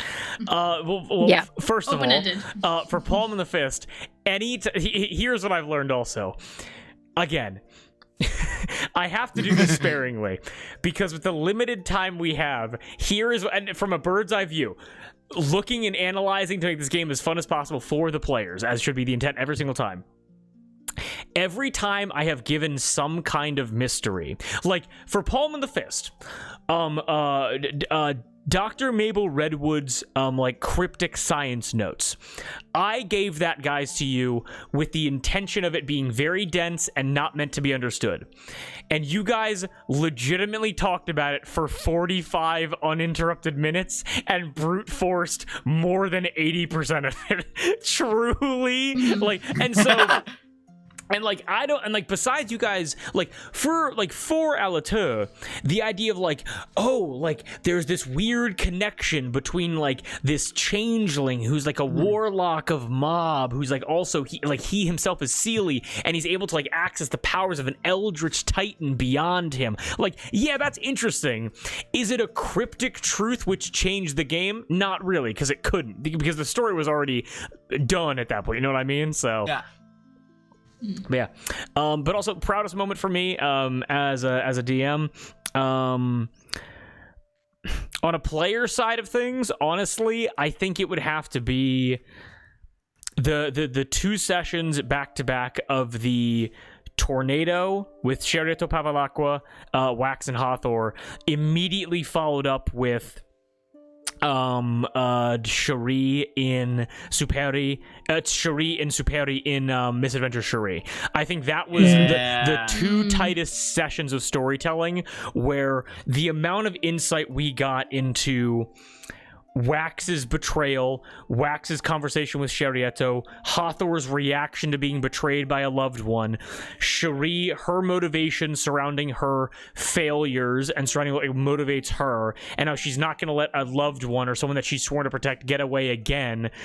Then leading that up to like the reconnection of all you guys, the reveal of like the lycanthropy within you. That was the tightest 2 sessions I did in this entire campaign.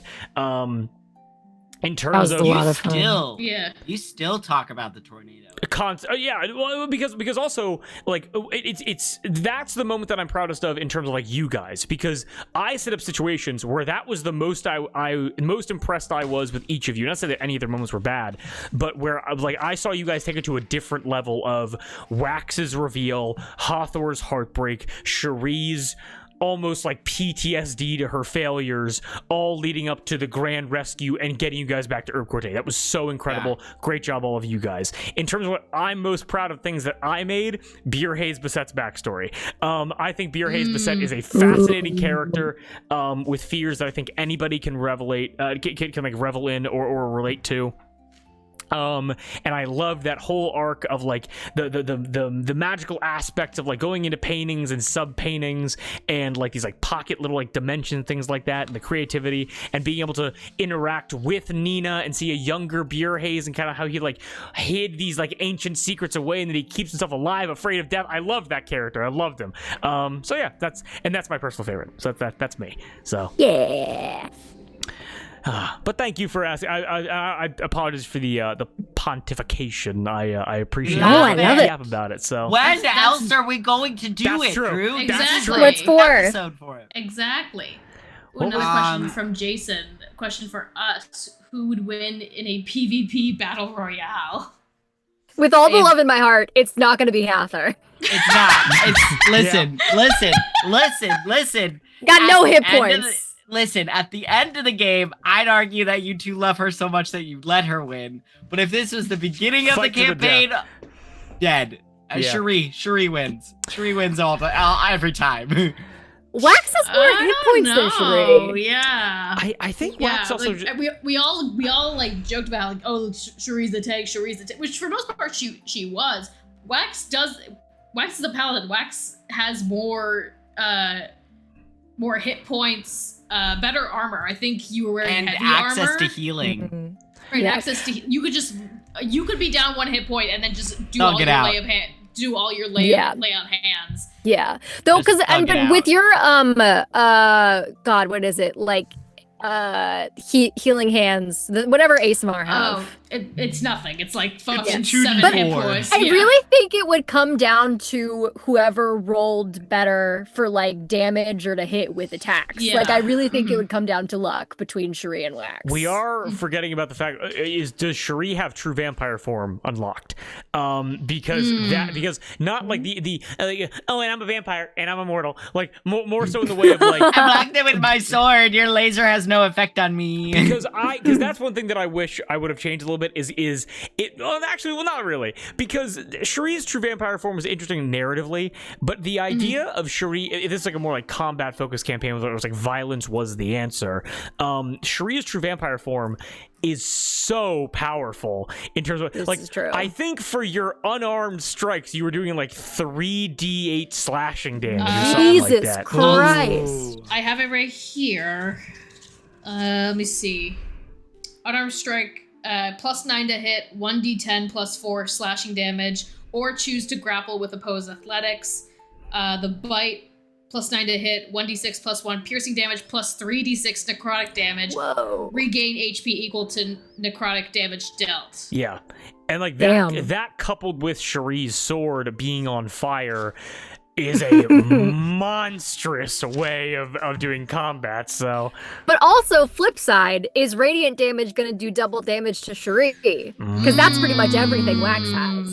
True. Spells and whatnot. Wax has got all those smites just in the chamber ready to go. That is true. I think Hathor's dead in the first half of the in the first 15. Hathor's not part Cherie of and this Wax equation. are too distracted trying to take each other out that they kill each other and Hathor wins. yeah, there you go. Yeah, exactly. Oh, She's just up on her broom and we can't reach her.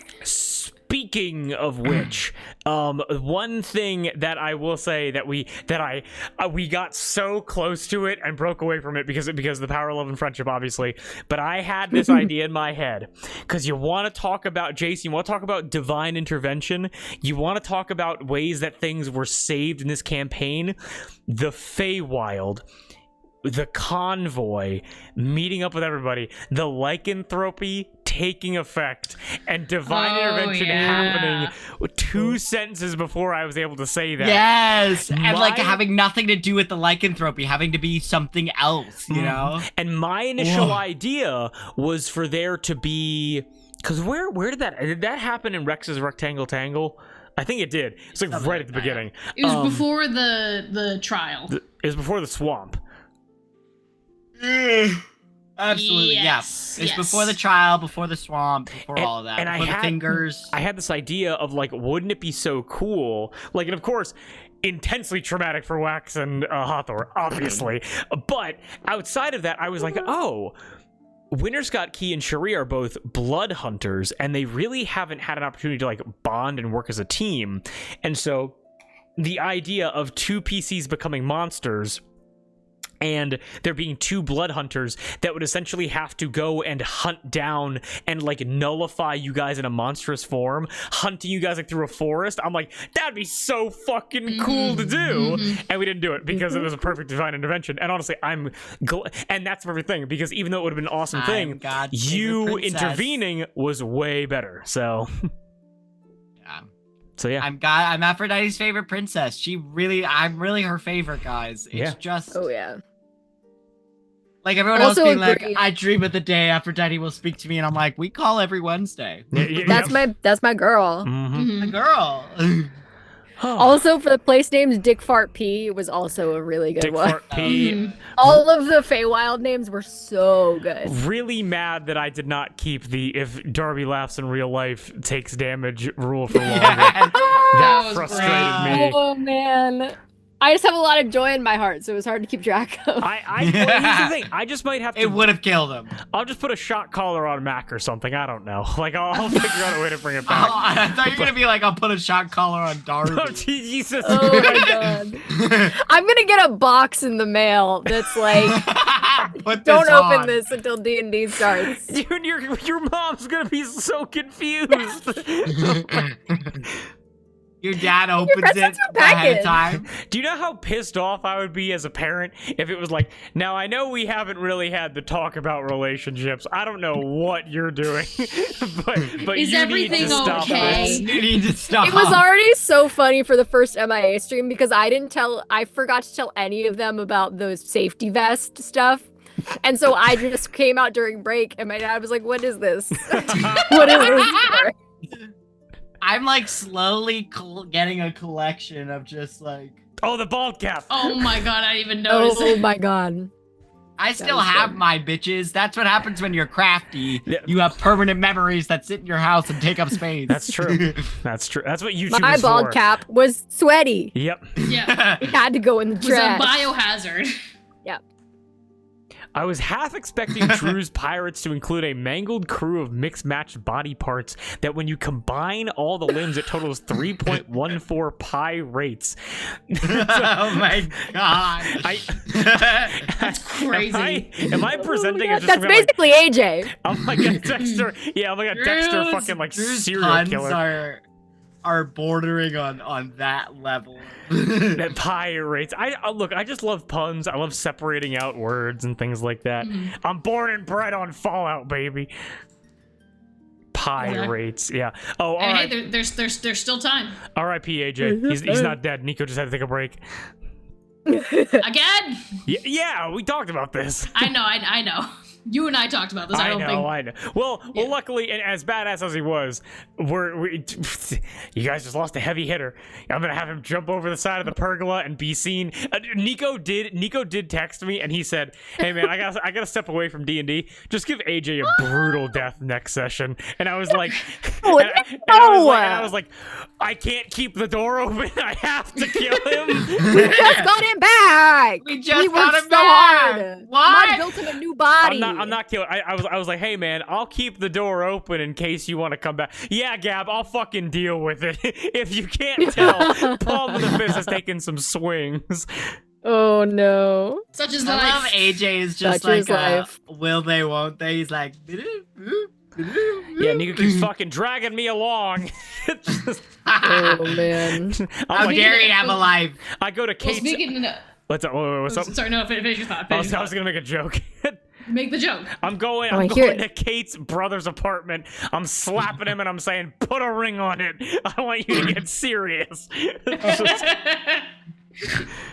I love Gab. It's not like we were just about to get the weapon. Hey. Yeah, Mud, damn. It's yours now. Ah! Mud, But the that's strongest true. among us. Exactly. But speaking of players switching out, did anyone have backup characters for this Dies in the campaign? house fire. Fire. Ooh. Oh yeah, any Sorry, backup what were you saying, characters? Kate? Backup characters.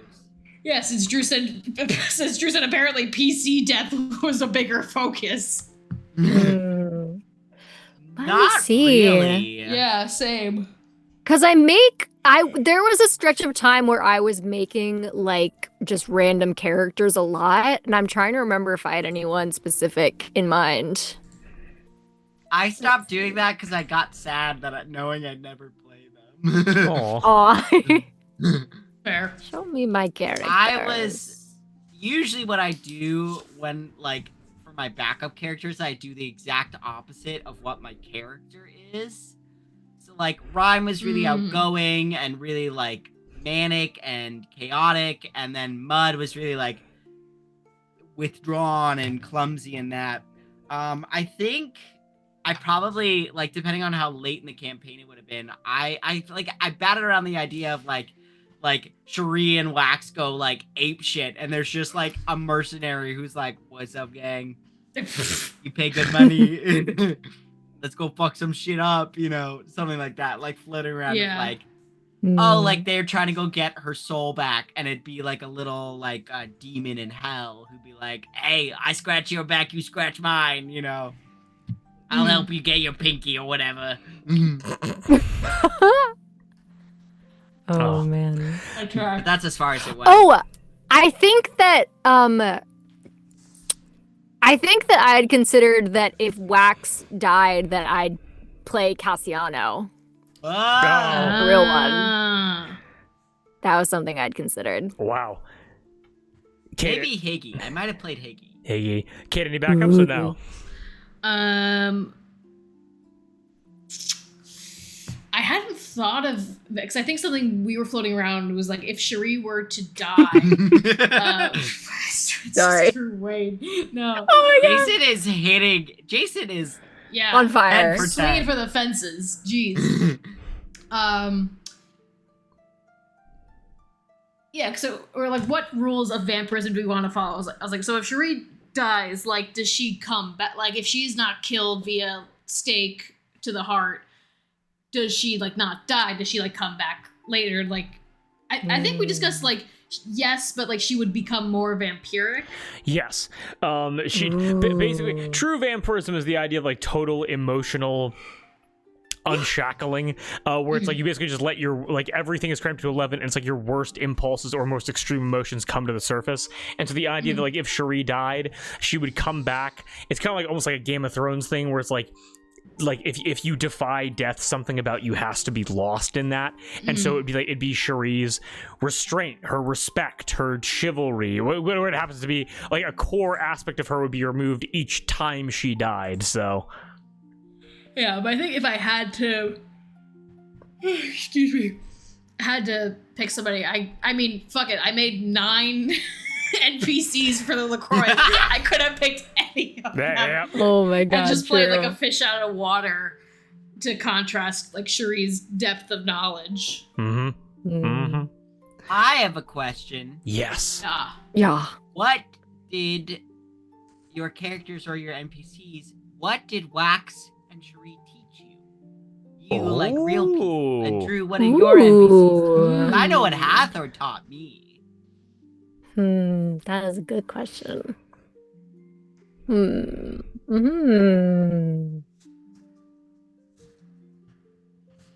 Damn. Moss, you go. Yeah, I was gonna say, Moss. know. Yeah, What you did tell Hathor us. teach you? Well, Yeah. Well, Hathor just taught me that, like, she really confirmed what I'd already suspected, which is that sincerity is always going to be more powerful than you think it is. You know, like, people really underestimate how far sincerity can take you with others.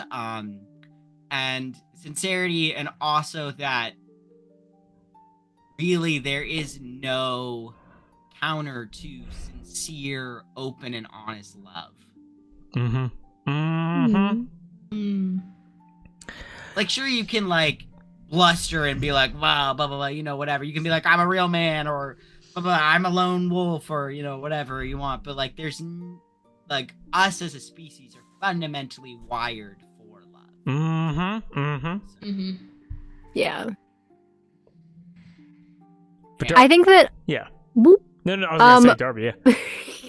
One thing that Wax made me reflect on a lot is because Wax was always like very, very avoidant of like any like affectionate relationships or anything.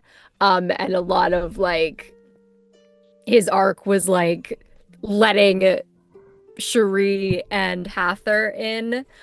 And also just in terms of like, not to get too like in the weeds of things, but like romantic relationships stress me out really bad, and there are times where I'm like, I should seek that out, that should be really nice to be in a romantic relationship, and then I remember how much it stresses me out that the platonic relationships that I have in my life are really like fulfilling and wonderful, and if romance is something that finds me someday, fantastic, but like that all of the platonic relationships I do have are so like valuable to me, and I feel like very fulfilled with all of the love I have for my friends.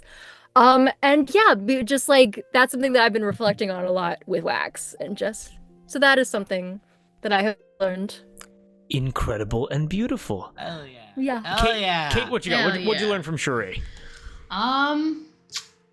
Conceal, don't feel. Exactly. I learned nothing. I say this as I'm staring at a portrait of her that Moss made. I think what Cherie taught me is that true strength is not holding on to your own burdens by yourself. It is lending them to other people. And being able to delegate that struggle, and how much lighter it makes that load to lend to friends, and friends who will see your strength more so in how you share that with them rather than trying to hold on to it by yourself. Aw. Hell yeah. Gorgeous. And I'm so... In. Oh, what? Stunning. Oh, yes, it's stunning indeed. And I'm so glad that this world and this campaign was able to be such a wonderful, engaging story for everybody. I'm so glad that your characters were given the room to breathe and to grow and to teach you things, and come away with lessons that I hope we all carry for the rest of our lives. Honestly, it's beautiful, and I'm very happy that I get to do this with you guys. So yeah. We get to do it with you. Yeah. What about you, Drew? What'd you learn? Oh, what did I learn? How to take care of 2 girls. I learned how to be a father. Truly. And no, but like in all seriousness, I don't know if I've mentioned this on stream before. I know that I've talked about it with each of you, with like people before we met up for like in-person D&D. But the way that I make my NPCs and my villains, just generally, is I enjoy the acting of it, and I love embodying these characters, or whether they be right, whether they be wrong, whether they be somewhat in the gray. And one of the ways that I'm able to embody them and so easily kind of get into their mindsets is that with each character in some way, I like taking, like, and not to say like, you know, they're my little darlings or whatever, but like I like to take little things that I like to work on with myself, like flaws that I can identify, maybe like gaps in my knowledge, or like in the way that I have acted in the past, or mistakes that I have rectified or tried to grow past, and things like that. Little bits of myself that I wish I could improve upon, or negative aspects to give characters some depth and some flavor.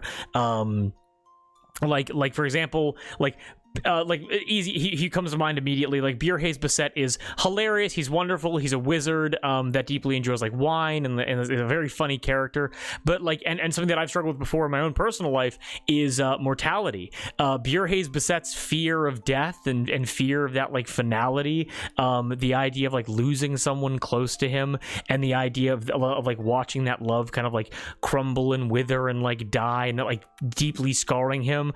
That is pulled from like some of my experiences like with death, and like how in some ways I still view the idea of like mortality and death. And so being able to have that like, little bit of flavor tossed in, where it's like this is like really funny, cool guy to like hang around with, but also, you know, there are these deeper issues there which I can personally embody and personally relate to. It kind of helps me get into the vibe and be able to communicate that to you guys. And so like there isn't one concrete lesson that I've learned from each little NPC that I've learned from like any one specific guy. More so, you know, just all it's just a wonderful menagerie of things that I'm working on in my own personal life, which I can return to, which I can embody, which I can hopefully personify in a way that's endearing and engaging and enjoyable to watch.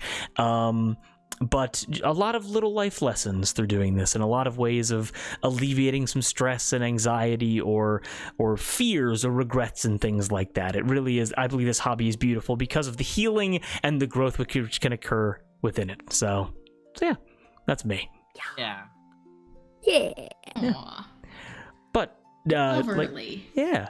But like with that, is there any like questions, anything else to chat about before we're going to start wrapping this up? I mean, it's been wonderful just sitting here yapping with you guys. I gotta say I love it. Yeah. Love to yap.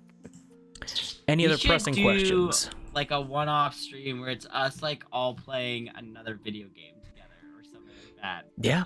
Ooh. Would love to do it.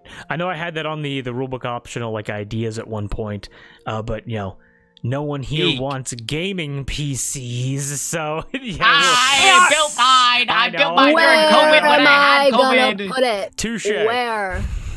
Touche, Darby. In your brand Once new we car. get the oh my god, we do a Baldur's Gate 3 campaign honor mode. Oh, crap. Jason, Jeez. Jason, the way that I would weep because I am incapable of playing an evil character in any video game ever, and I'm like, but we did save literally everyone. Kate and I might jump back into Baldur's Gate 3 Drew and I sometime literally soon. before this we're like, we should replay Baldur's Gate. I can't. There's a glitch on mine. Because you modded out your boobs. That's why. What's wrong with Withers having big naturals? What's so wrong about that? Oh my god. What murder? What murder? But yeah. Any other questions? Anything else you want to chat about with Allatour? The beautiful, wonderful, messy campaign that it was. I know you said you got the idea for it in imagining the Duke LaCroix whilst on vacation, but how did you get the name Allatour? Like, where did that come from? Oh, okay. So this is gonna be such a deep cut reference back to like 5 years ago. Part of the whole thing was that, like, so I came across Duke LaCroix and I was like, wouldn't this be so fun to make a character around? And then after I came up with Duke LaCroix, I started playing through The Witcher 3, because at the time I was in a cubicle job. I had nothing going on like after work. And so I just like get home, go to the gym, eat dinner, have like 3 hours to myself and just play The Witcher 3. Intoxicating game. And throughout, and The Witcher 3 has a DLC called Blood and Wine, and the main country is called Toussaint. And I was like, oh, like, wonderful. And that definitely influenced me when I was like coming up with like names. I believe I was just like on the basic like French name fantasy generator basically, and I was just like rolling like last names, just trying to combine like cool French words, but I didn't want it to like mean anything specifically. And so at one point, I think there was like the name Alabaster, and then like Tumalu, like something like that, and I was just like taking syllables and consonants, just completing them, and I was like, oh, Allatour, because it had a silent R at the end, and I was like, that rolls off well, because then I thought about like, oh, pirates would be like Allatour because they'd say it incorrectly, but it's Allatour, and so you can say it two different ways. And I was like, for all the pun shit that I do and all the wordplay that I do, that's a great little bit of world building, and so the name just stuck, and I fell in love with it from there. So Nice. So yeah. Love it. Love Yeah, because I literally just now was looking in the French to English translator. I put in Allatour, it just said Allatour. Yeah, so. it means nothing. It means this. It means this, yeah, exactly. And I love how, and that's the thing. I think at the core of it, I cannot remember what else my ideas would have been, but Allatour rolls off the tongue so well, and I knew that the more fun the country was to say, it would just influence everything going forward. And I love how it sounds. I love it. It does sound very nice. Sounds fancy. Sounds lovely. Fancy. Yeah. Sounds lovely. I love you guys. I love you too. Honestly, Nice. Honestly, it's crazy. I'm so blessed to know all of you, and to know you, Gab, and you, Nico, and I'm gonna shoot myself because I can't remember everybody because my meds are kicking in. Those are the two. And Kate. We love Kate. Yeah. Honestly, big respect to Delilah. I think we saw her before the campaign began. Oh, god damn it, the fucking Dubois and the whole whatever. We don't gotta worry about that. Don't worry about it. Don't worry. Don't worry about it. She has a chicken that's a noble woman for an arc that we didn't even get to, and that's we fine. didn't even get to. Oh man. Hi, Gab. Hello, Gab. Hello. Gab just saying a hi in chat Hi. is so funny. Hi. Yeah. Hi. I just feel so incredibly blessed, and what a great story we told. Yeah. You know? Honestly. And I'm so fucking thrilled that when I'm like 80 years old, I can watch all of this. It's part of the reason I'm doing it. We got hey, look, the fact that anybody watches this at all outside of us, deeply appreciate you being here. No, it's a miracle. The fact that anybody enjoys this is wild, because like, this is made for the people that you see here. But like the idea that we can look back when we are old and gray, and I hope to be doing this for a very long time. But if at any point things stop, I can look back and see something that I'm proud of and wonderful memories that I hope to never forget. So yeah. Jason, I think we're going to be moving away from D&D, at least for a little bit, just because that's what we've been playing for the past 6 years. Yeah. And so we're like really, really eager to get started on new systems. Yeah. I was supposed to do Mothership. That's dead in the water. My It's bad, fine. guys. It's all good. What I will say though is that the plans is that post Palm on the Fist, there's going to be one final like D&D 5e campaign for Titanum, the world in which all these countries inhabit. That's going to be, in my mind, an Indiana Jones style adventure, touching on each globe trotting, touching on each of the individual nations of Allatour, dungeon delves, solving mysteries, collecting treasure, to unlock the secrets of the almost mystical, almost mythical island of Atesh and the secrets that it holds. And so that is going to be the grand farewell to this world, at least for me. So I came up with that island, baby. yes, Moss did. Yes, I know a lot of its secrets. the Temple of Doom and Gloom. Doom and gloom. It's gonna be Temple of fucking bummers. It's gonna be Pennsylvania Pants bummer. Pisser and the beehive full of bees. Ow. Temple ow. of dead dove. Couple of dead dove do not eat. Do not open. Dead inside. Montana Jack and the food that I left at the back of the fridge. Oh my goodness. Temple of Oh my god. Temple of Bogos Binted? What? Oh. Yeah. But before we become fully nonverbal and incomprehensible, I think that's a wonderful place to end off. But so that's a wrap on Allatour, everybody. And I guess, ladies and gentlemen, did we all have a good time? Yeah, absolutely. Yes. Oui, yes, oui. and yes. Yeah. Yes. Hui we monsieur. Oui, oui. Ah. Yeah. And, What's something a mom doesn't know? but really, anybody that's been watching this, we deeply appreciate it. Again, I have the best players in the world, and I would not change a single thing about this campaign. So lucky to go on all these adventures and have people engage with my written insanity, and I'm just so lucky to be having these experiences. So Drew, you not only kept us us too. entertained, Jason also had a great fucking time. that's right. Exactly. We kept Jason here. We kept Jason here. The mortar He's that tied keeps to a this chair. house together. He Yeah. cannot leave. Exactly. Well, thank you all. We're going to be signing off. Hopefully you all have a wonderful evening. We'll be seeing you again, I believe, on April 8th, if all goes to plan. So have a good couple of weeks till we see you. But peace out. Much love, everybody. And thank you for a wonderful time. Best DM in the world. Thank you. Best We are players rich. in the world. We Peace are out, guys. rich. We are rich. bestie, We're so fucking